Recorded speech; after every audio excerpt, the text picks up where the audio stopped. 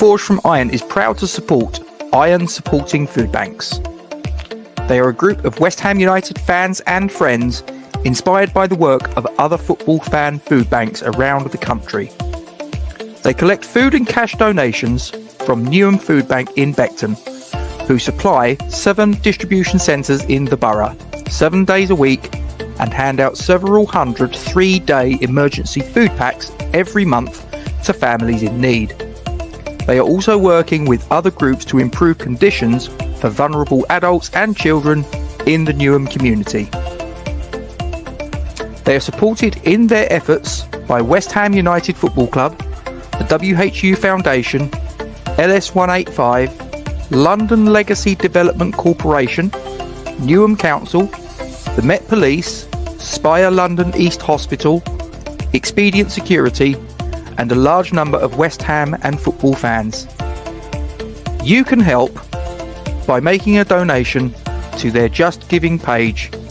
You will find the link to this in the description section of the video details in this stream. Thank you for your support. Come on, you Irons.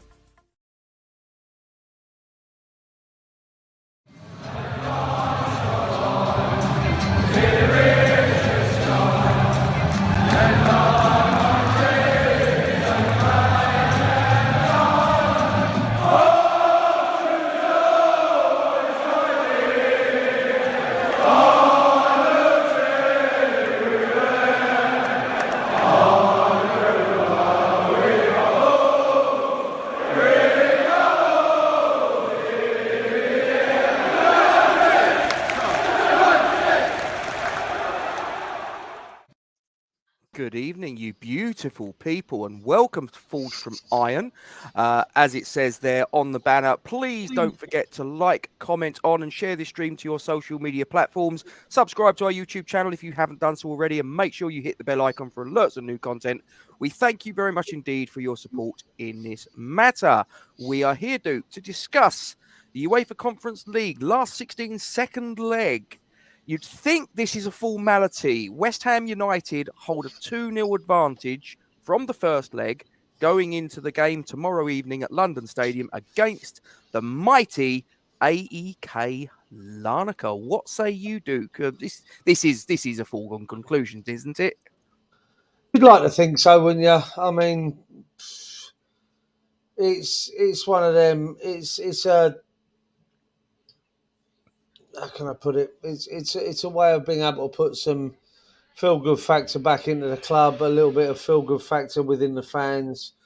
I mean, it's at home, and I'd expect nothing but a demolition job, Rob, without being steady on. No, I would just, and that's no disrespect to AEK, but it's at home. It's where we played some of our best stuff in Europe last season. And I just feel that we can put some feel-good factor going into this break where we don't play again until the 2nd of April, from my understanding. We can go into this break on a bit of a buzz, on a little bit of a high by absolutely taking these guys apart. We can. I'm not saying we will. I'm saying we can. Yeah. And that's what I want. I want the feel-good factor of turning these guys over tomorrow. Yeah, absolutely. I mean, like I say, I personally was there. I was very lucky enough to be able to go to the home leg, or the away leg, the home leg for Larnaca, excuse me. And it was a 2/3 strength West Ham United team that, to be honest, really never got out of probably 2nd or 3rd gear. They certainly didn't need to find 4th gear, that's for damn sure. And I thought that they were comfortably the better team and were well worth a 2-0 advantage, to be honest with you. Could have been 4-0 if Antonio and Paquetá had managed to put their later chances in the second half away. And then this game would be over. You say that, yet we still had 14 corners conceded. We still had, I believe, 9 shots conceded against us. In no way, shape or form does that ring to me. Okay, the result went our way, but it doesn't ring to me that it was a confident, didn't need to get out of 2nd gear against a better side we suffer from those corners. We suffer from those 9 shots on target. If that's Lazio, if that's Fiorentina in the next round, if that's even Anderlecht from the group game, that's a whole different story, Rob. That's a whole different story. For me, it wasn't good enough. For me, even a second, third-rate West Ham team should have gone there and essentially dominated possession, essentially dominated the game, not just a scoreline, but I'm talking across the board.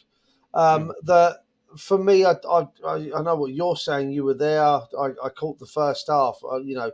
Second half in highlights and whatever, but it still wasn't good enough for me. This is a second-rate competition compared to the one we were playing in last year. Okay, let's be brutally honest about it. It is a second-rate European competition. It's a step up, I believe, from the Inter 2, Bob. That's where I'm going to put it. Yeah. This is a competition that we should be one of the dominating forces in it. Now, yes, in the group games, we're the only team to win all 6, qualify with a perfect record. Yep. I get that. But this is Larnaca. This isn't Fiorentina. This isn't Lazio, who I'd consider the other 2 very strong sides in this tournament alongside us. I do believe that if we'd come up against Fiorentina or Lazio in this round, that we wouldn't be sitting here discussing what should be a foregone conclusion. So in that sense, I'm certainly not going to take it as a foregone conclusion. I'm actually going to be I'm actually going to be kind of a negative Nancy, if you will. I want the demolition job because I feel that we are capable of the demolition job. Thank you. What I will say is that we really have to go out there, and if we want the win, we have to dominate. We have to be the better side because, like I say, if we come up against a Lazio and concede 14 corners, they're scoring. They're scoring from those 14 corners. If we come up against a Fiorentina side that have 9 shots on target in a game, we're conceding a goal. It's quite simple. For me, it's quite brutally obvious where the fact that we're not the side that we should be in this competition. So, I mean, I'm going to be a little bit of a Debbie Downer, but this is a game that we really have to go out from whistle 1 to the first whistle to last whistle, that we absolutely are on top 110%, that we are an absolutely dominating factor in the game. You know, we're the one this time around that has the 14 corners. We're the one this time that has a minimum of 9 shots on target, and we come away with several goals from it because otherwise, like I say, I think it was Andy there says he's too disillusioned to bother. He's going to have over 2 weeks of no pain. I actually want to be able to go into those 2 weeks of no pain with a little bit of positivity of a 4 or 5-0 thumping, you know. So that's me. That's where I'm at, and I just think we're good enough to do so. Fair. Right, before we get into the what we suspect the teams are going to be. Go on, give me the names. Come on. Seriously. Okay. But do you know what I don't get, right? The on-field officials are all Bulgarian, and then they put a couple of Swiss in the VAR truck. I don't understand it, but there you go. Because they like to go straight down the middle. Yeah. Georgi Kabakov is the guy with the whistle. He is ably assisted, I am sure. No. What? Where's the accent? Come on, if you're going to do it. Georgi Kabakov Right, from you got Bulgaria. that wrong. It's Georgi. It's Bulgarian. Come on. No, you're confusing Bulgarian and Romanian. That's all the fucking same. Carry on. He's ably assisted. I'm not going to do the accents. He is ably. It's bad enough trying to pronounce the fucking names. Let me tell you. This is the best one. This is a typical Bulgarian name. Martin Margaritov and Dejan Valkov are on flag waving duties. The guy that's putting up the little electronic board is Radoslav Gizentnov. Gizenov? Gidzenov? Gidzenov? Yeah, that'll do. Gidzenov. I like that one. Radoslav Gidzenov. There you go. Gidzenov, yeah. And in the VAR truck, we've got a couple of Freddie? Swiss with Fidayi San. I've got a funny Oh, feeling. yeah, That sounds Freddie Turkish to San. me. I think he's probably Turkish sort of immigrant to Freddie Switzerland. San. He actually sounds Asian. Yeah. And that's Lionel. sad. Is it Lionel or Lionel? What do we reckon? It Lionel or depends on who Lionel? he's named after. I'll tell you what, I reckon he was named after Lionel Blair. I'm going to say We're he was going with named Blair. after I was Lionel going to go Blair. with Rich T, but all right, fair enough. Or maybe Lionel Richie. Yeah, Lionel Rich T. That's who Lionel Messi was named after. There you go. Well, so why is he Lionel, not Lionel? Because you've got to put a bit of an accent on it when you're from South America. Let's be honest. Fair enough. Lionel Lionel Tashudi is the assistant VAR. Right, and you may well, some of you, and I don't ever assume that all of you guys might be experts in the goings on at Aek Larnaca. Maybe you're not. Well, fear not, because Falls from Iron will come to your rescue. We will go through in 60 seconds. You will be much more prepared at who Aek Larnaca are, who a player from the opposition to look out for it might be, and who the player in claret and blue might be that's a key to getting the result. So, gone in 60 seconds.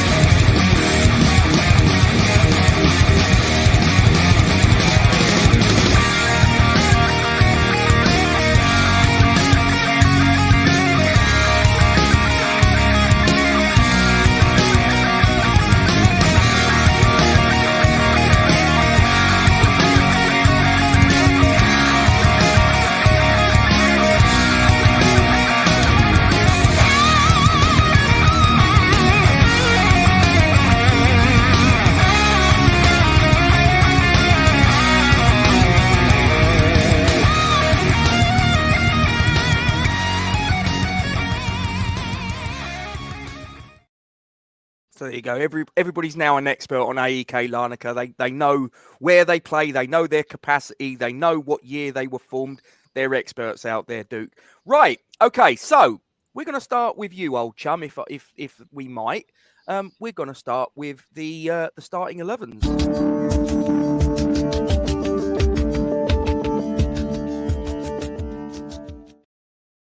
Okay. So talk to me. Who do you think starting between the sticks for West Ham, old chum?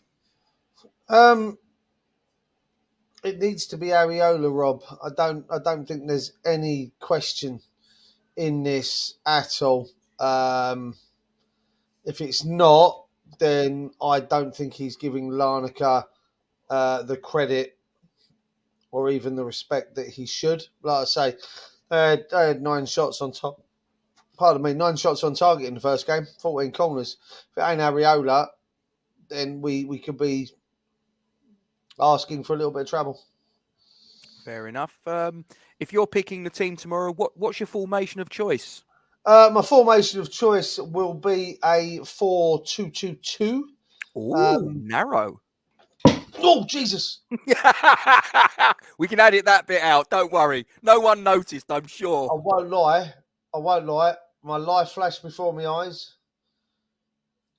And I shit myself. We nearly had a chair going right up Duke's Arris, live on a stream. Well, needless to say, I'm very laid back now, so I'm going to come further forward. I would, just in case. I'm going to put the lock back in.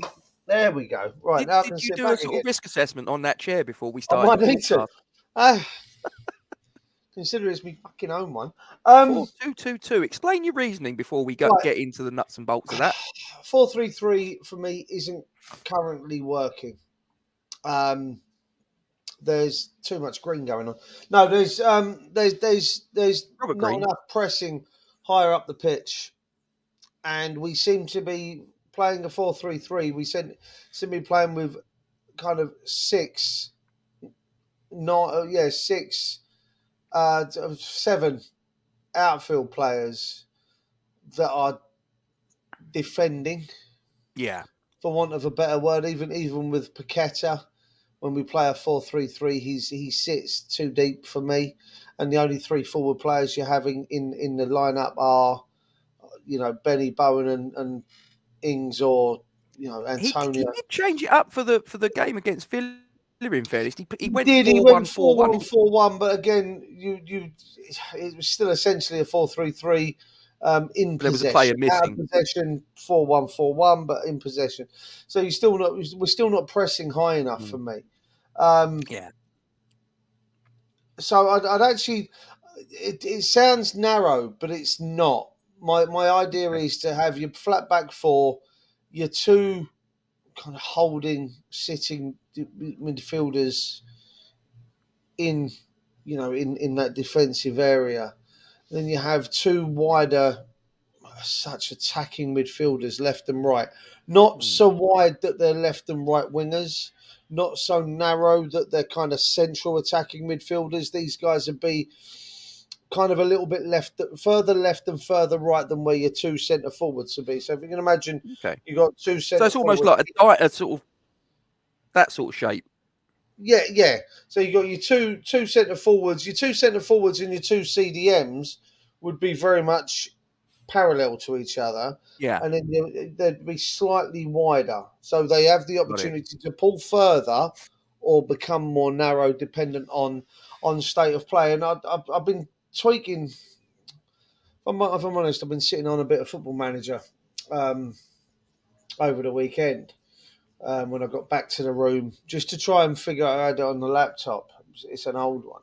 But I was trying to figure out some formations and tinker while the missus was falling asleep and I was pissed as a fart. And it gives us freedom. It does leave us, in all fairness, it does leave us very open when it comes to the pressing higher up the pitch, because there's that larger gap in between the front two and the two CDMs. So it does mean that the two CDMs need, when we're out of possession in their half, we do need to close the gap between, let's for instance say Ben Rama and Bowen left and right. They have to push up to create more of a squeeze in that gap, but it would then allow your four players to put pressure on their back four. And then it also would allow your left and right wingers, left and right backs to push slightly further forward to be able to put pressure under on their left and right wingers, if you will, as they try to come finding a way out. You've got your bank of four attacking players, if you will, pushing in on their back line. You've got Declan Rice and for instance, Lucas Paqueta pushing in onto their two central midfielders. But then what it allows you is your left and right backs to push in slightly further forward and cause some So basically, their only real out would be a long hoof forward. So they're two centre forwards. Whereas you've then got the clean-up operation with your two centre backs, and then your other players to win that second ball. By doing this, you have to filling grunt. You I have thought he was to push running on it. Reggie myself, but Roger, call yourself a fucking gangster.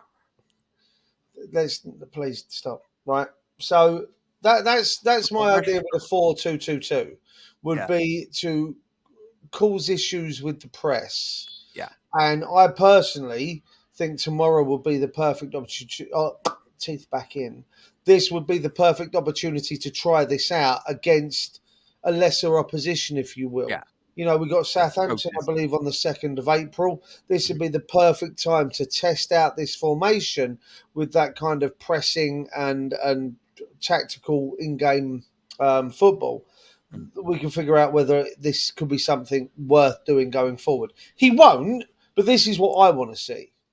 So go back four, left to right. Talk me through who you're picking and why.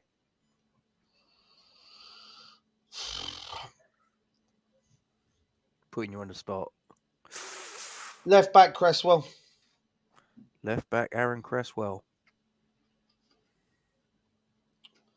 Right back, Ben Johnson. Oh.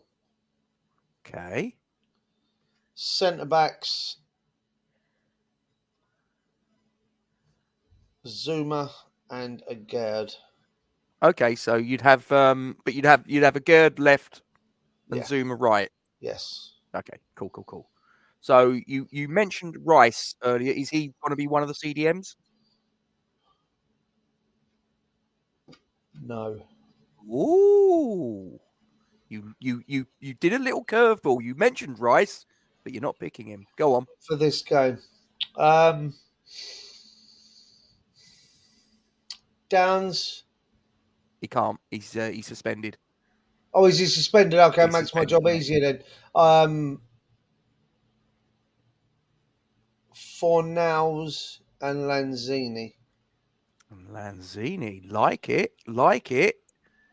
Okay, so the two midfielders that are further forwards. Benrahma. Ben Rama. Okay. Maxwell Cornet. Ooh, like it. A little bit of pace there, a Cornet. little bit of trickery. Cornet right. Yep. Benrahma left. Okay. And your two strikers?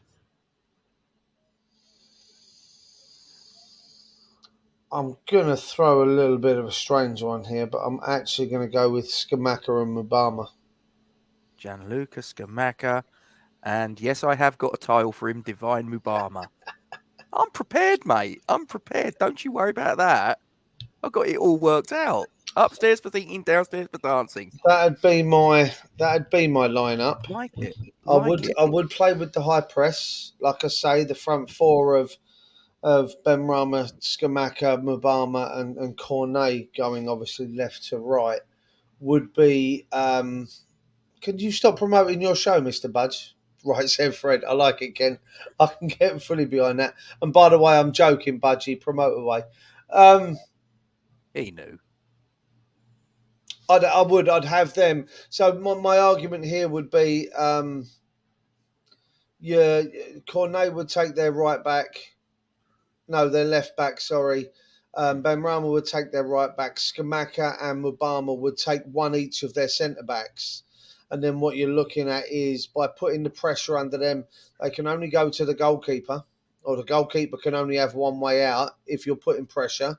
As long as you've got Lanzini and Fornals taking care of the two central midfielders, and your left and right backs taking care of their two left and right wingers, it's a long ball out, Rob. It's Yeah. it's a hit and hope. It's a hoof. It's a put under pressure panic. It can be shanked. You only have to have a look at last night before. I think it was Haaland's second. I believe it was his second. You might have got confused because he scored a few, didn't he? Yeah, he did put away 5 last night. Yeah. I think it was his second where the ball is lumped out. Hmm. And it's basically straight to Akanji. Akanji wins the ball. It goes into De Bruyne. De Bruyne turns, lets one go, comes back off the bar, and there's Haaland with the header in. All comes from the high press and the goalkeeper rushing to get rid. It works. It works. And I'm not being funny. This is last 16 of Champions League against a team like RB Leipzig that are a very good side. Yeah, Let's no take notes. nothing away from Leipzig. They're a very, very good side. I do believe they're one of your top three in the Bundesliga. You know, you've got Munich, Yeah. Dortmund, and then you have Leipzig. Okay, there's not much else that follows, but these three do go toe to toe in the Bundesliga year in year out since the money was spent. And the fact that City played with that high press, it works. It works. I don't understand how we don't have. We've got 11 men on the pitch, right? Same as the other team, unless we get a sending off. You have your two goalkeepers, right? At either end of the pitch. Well, you ain't got to mark them. So your goalkeeper's not coming forward to mark their goalkeeper. It doesn't work like that, right? But you've got a back four. Well, in theory, even if we play like a 4-3-3, your centre mid can still come in, or you can bring your left or right winger rotated into a four up front when they're coming out with the ball. Why are we not man to man? What's this zonal bullshit about giving players the chance to get out of a defensive hole that they find themselves in? I don't understand why we don't go, okay, you four pick up the back four, you two pick up those two, you two wide players pick up them two. It's a man each. It's quite clearly a man each. And in fairness, the same men that you would be picking up or would be picking you up in an attacking sense.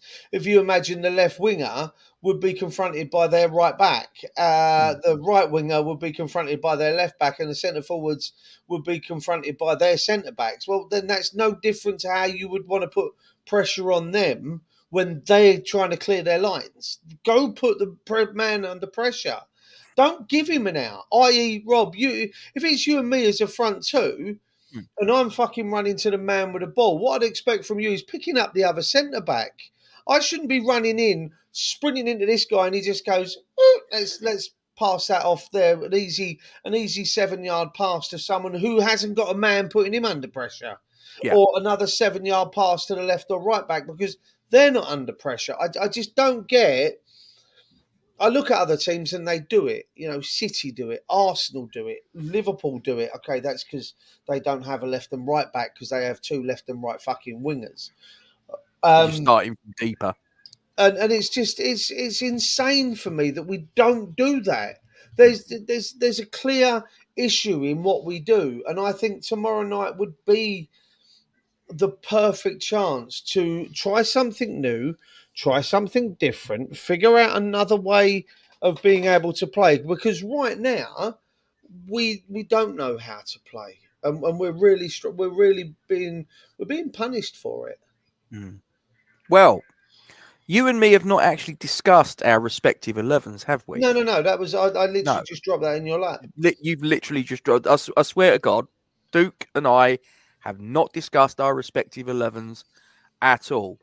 Duke has literally just told me he's 11 as he was telling you. Now, That's it. It's here. that is my 11, which is not a million miles away from you. I've gone good old fashioned 4-4-2, though, ladies and gentlemen. I've Yeah, you've gone just gone with your Areola in left and goal. right wingers slightly deeper. That's all you've done. Yeah, Yeah. yeah. But I've gone Cresswell as the left back. Yeah. I've gone Ogbonna and Kera. Yes, I know, but there's a part of me that's trying as much as possible to protect a good few first teamers. We know that Zuma and Aguirre have certain question marks over their robustness. And I don't believe, in my opinion, in a game where we're 2-0 up against a team that didn't really show much in the first leg, that even our second string 11 should be able to put this lot away.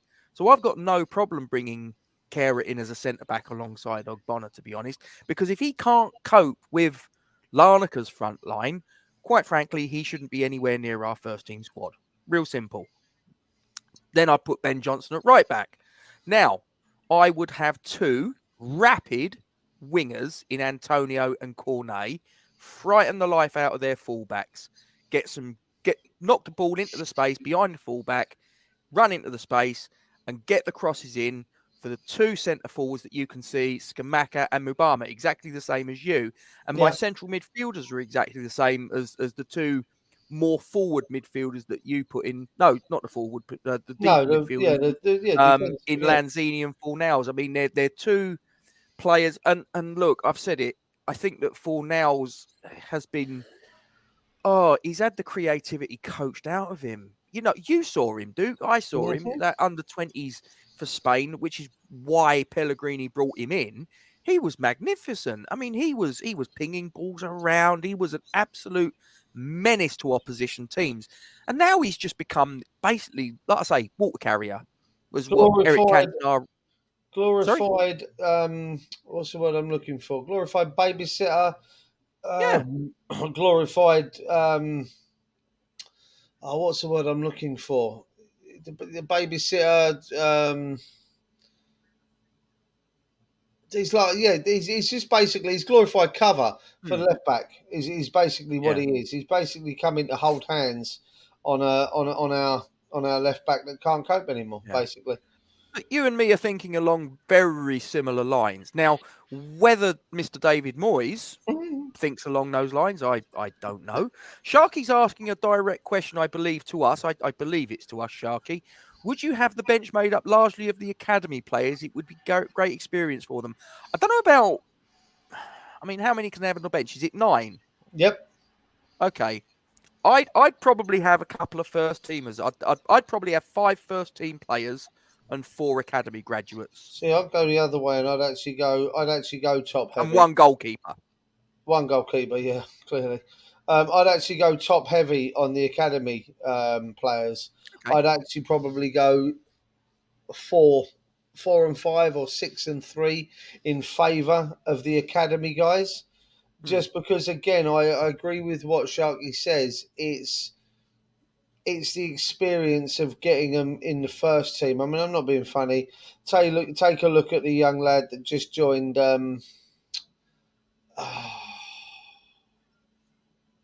Birmingham. He joined Birmingham after being on loan. Manny Longello had an Yeah. absolutely bloody blinding game in Europe, and then was fobbed off. Why bother giving him an experience? Basically, that's gone and benefited someone else. Have we So, sold him? Is he gone yeah, he's permanently? gone. Yeah, he's gone. He's gone permanently now. So, Yeah. for me, I'd actually go. I would actually go large, heavy.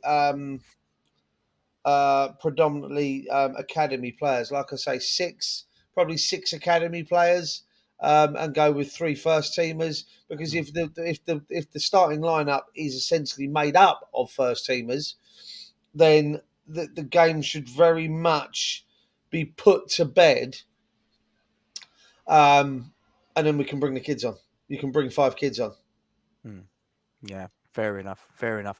Right. I always neglect to do this. I'm going to give just a quick press of this button and just give our socials a little bit of a plug.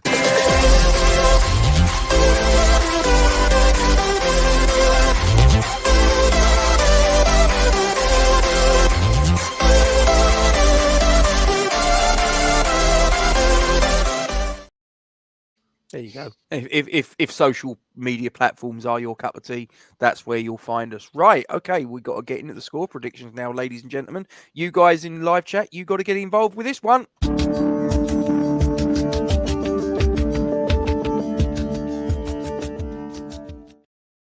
So, assuming your 11 takes to the field, Duke, in the formation that you've selected, Yeah. how do you predict the game goes? Well, as I said, if he picks it and plays tactically the way that I envision that formation playing, Yep. okay. If he actually decides to go and get at them, high press, I can see 3 or 4 goals before half time. I can see the game being put to bed before half time being even finished. Part of me hopes so, because that means all the goals in the first half will be scored down the end that I'm going to be sitting behind. Selfish, I know, but if he does, I can see the game being 3 or 4 by half time, because I can see us harrying them into mistakes that we didn't do last week. I can see us putting them under pressure. The left and the right sided players need to be putting plenty of crosses and attacking balls into the box, either whipped in with pace, low, hard, looking for any kind of deflection. If your left winger, Ben Rama's getting down there and he puts a cross in, what I'd actually like to see is Cornet arriving at the back post to give us three players attacking the ball in the box, and then the likes of Lanzini and Fornals arriving a little bit later. Obviously, not. This is only dependent. Obviously, if we push them far enough back, Rob, then it will give Lanzini and Fornals the freedom to be able to do that. Gives us 5 men in the box over and over again. That being said, second half would be a stroll, probably one, maybe another 2 goals. I can see it being, 5-6-0 if we actually do play how I would like us to play. That being said, if we play anything like I think Moyes is going to, 2-0, 2-0 on the night, and probably a bit of a struggle again, conceding too many corners, conceding too many shots at goal.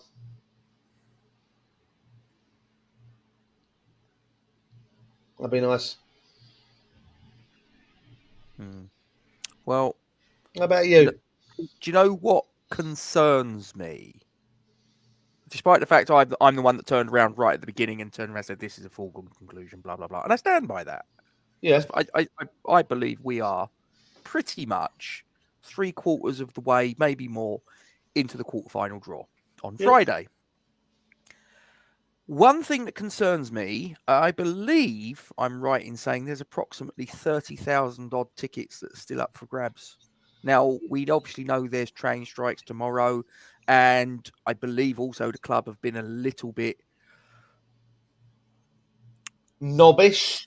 Yeah. With the cost of these I think that the price point has been absolutely just like, I don't know what they've been thinking. Now, like a mug, I've bought 4 tickets for me and me 3 kids. I'm not even too sure if I'm going to go because I'm not too sure what the crack is with High Speed 1. It may well be that I can get to the ground, a bit like the V-Ball game. The V-Ball game I could get on High Speed 1 and get to Stratford, but I couldn't get back.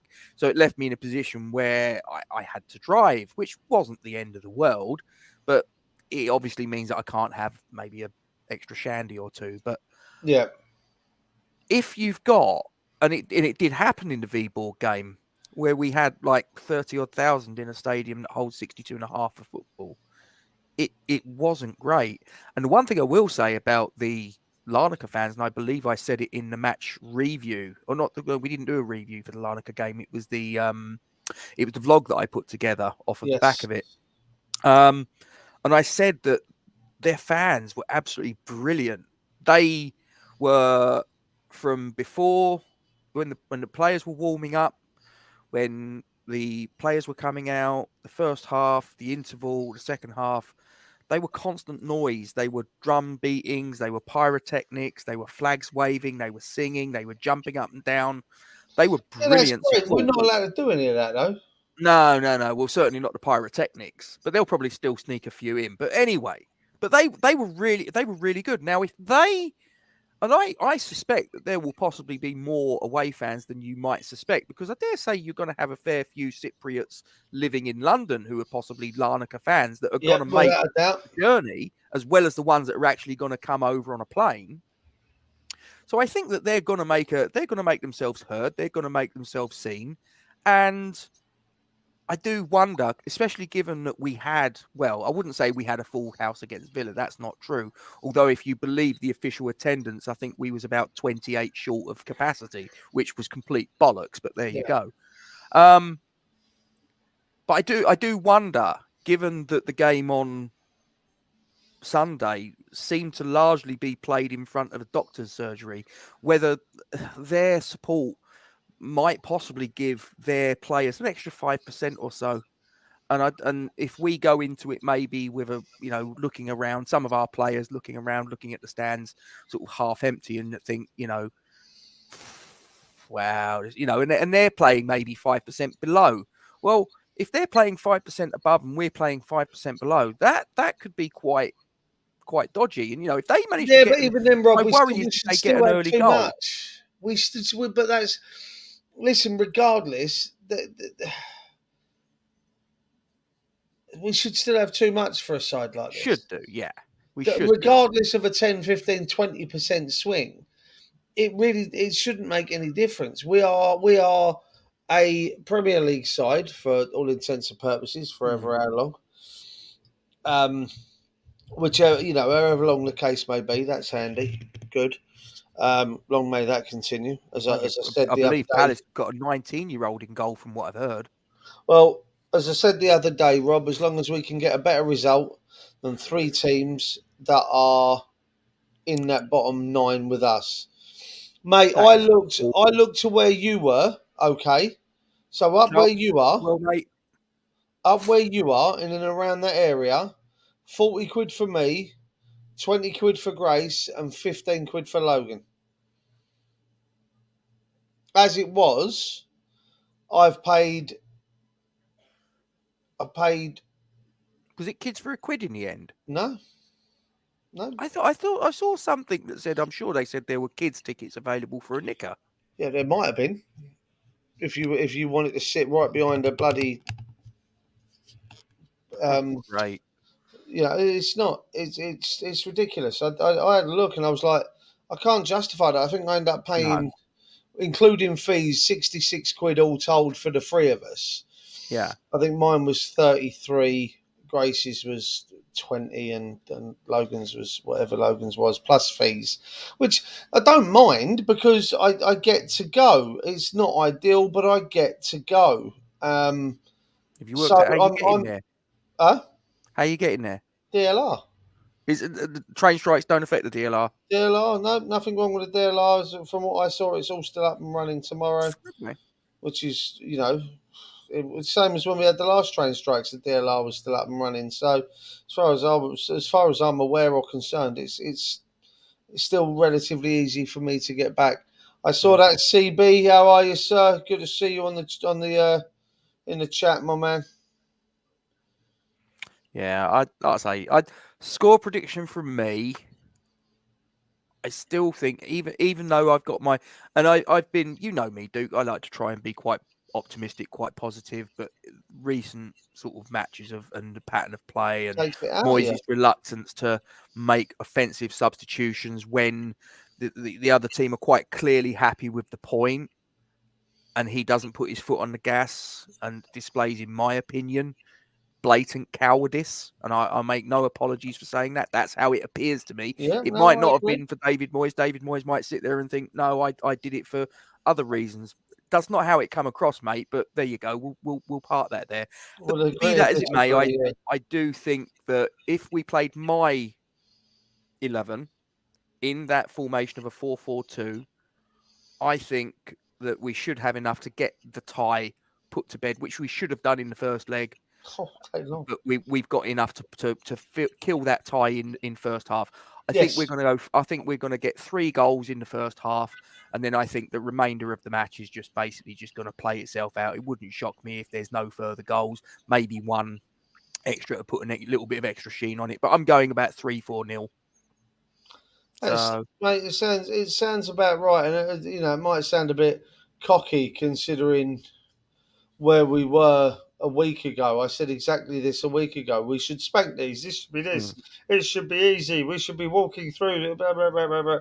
Yeah, no, it didn't turn out that way, did it? no, So it's very easy to get complacent. It's very easy to sit here and go, well, this is what I would expect to see, and it not come to fruition. So we just have to play yeah. play the game that we know we're capable of. Absolutely. Well, let's have a little look at the scores from the guys in the live chat. Budgie's gone 4-1 with a last-minute penalty for Cornet to Berry. Joan went 5-0 West Ham. Go on, And Joe. gone 3-0, I'm guessing, to West Ham and not to Larnaca. I hope so. Kent's gone all about the first goal. We get it 3-0. Budgie 4-1 Larnaca. Oh, yeah, it's the same one as before.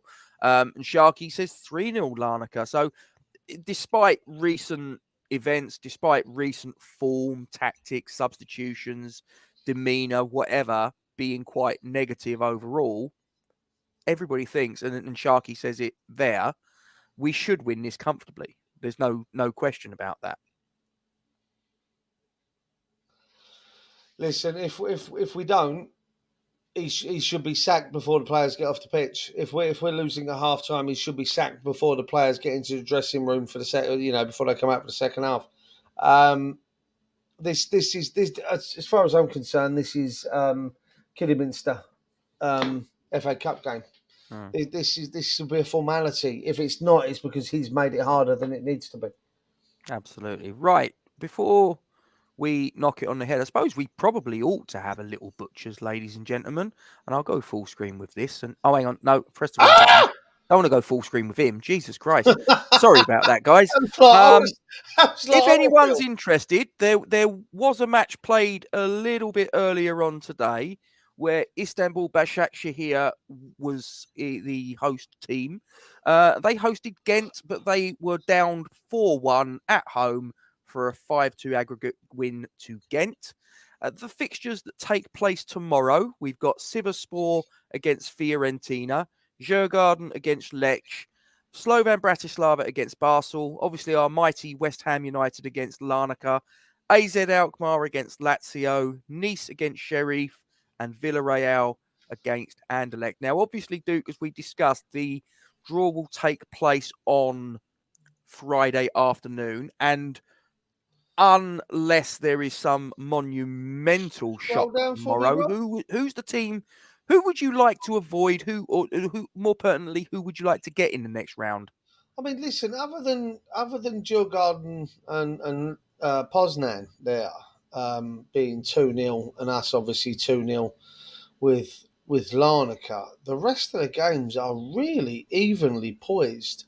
That they can go either way. I mean, Alkmaar 2-1 up against Lazio. No disrespect to Alkmaar, but if the final score sees the aggregate scoreline staying the same, then that's a big plus for us to see them go out.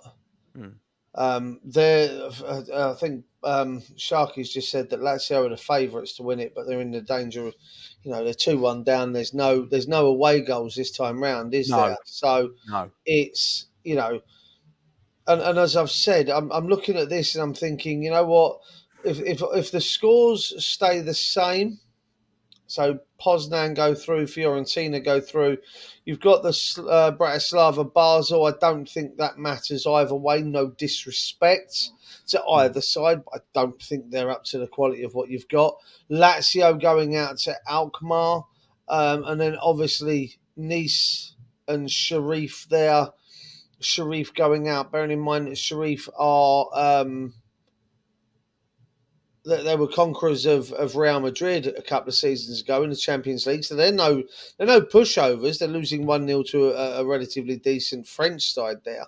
And there were the teams below there, Rob. Sorry, there was another couple of games. Let me just scroll down. You got Villarreal, Anderlecht. Oh, Villarreal, Anderlecht. Jesus, that. Listen, if Anderlecht can win that, we've already beaten Anderlecht twice. Already beaten Anderlecht twice. If they can knock Villarreal out, again, I'd feel more comfortable having Villarreal go out than Anderlecht, and I'd feel more comfortable having Lazio go out than Alkmaar. Obviously, as I say, the three teams there, so Lazio, Villarreal, us, Fiorentina, and then in looking at that, probably Nice. There's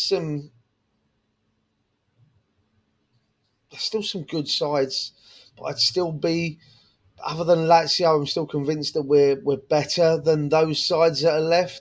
If I had to hand pick now, out of any games that are sat there, I'd take the winners of Bratislava versus Basel if I had to hand pick. Trip to either the Czech Republic or Sweden. Switzerland. Switzerland. I mean, I as I said before, if I could hand pick the game we've got now, it quite clearly was Larnaca. I mean, don't get me wrong, I'd love Djurgårdens for anyone that's played. For anyone that's played Football Manager or the old Championship Manager, there was a young 15-year-old striker called Tonton Makoku used to play for Djurgårdens in Sweden.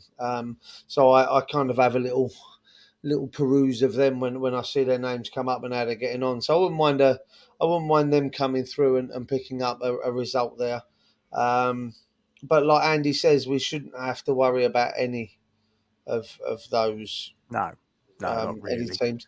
Guys in the chat, can you just let me know the Liverpool score, please? Are they still capitulating on themselves or what? Oh, they're getting turned over by Madrid, are they? Well, they were 5-2 down after the first leg, wasn't they? They were. Let me have a quick look. Just That's right, I've 0-0. got it here. It's still 0-0. Yeah, half time. They're out. They're out. I think even Jurgen Klopp knew that. Hey, listen, Just to answer this don't question. don't say that they're out when they were 3-0, there was 3 goals behind in the Champions League final. They still come and back and. Don't see that. Yeah, don't see this team. I being don't, but able I'm to do just that. never saying never. Yeah. In answer to this question, Larnaca had 2 players sent off at the weekend. They did indeed. The players in question were Luis Gustavo, who was in that little piece that I did earlier, Yeah, and Nenad Tomovic, who was sent off in the 98th minute. Gustavo being sent off in the 8th minute.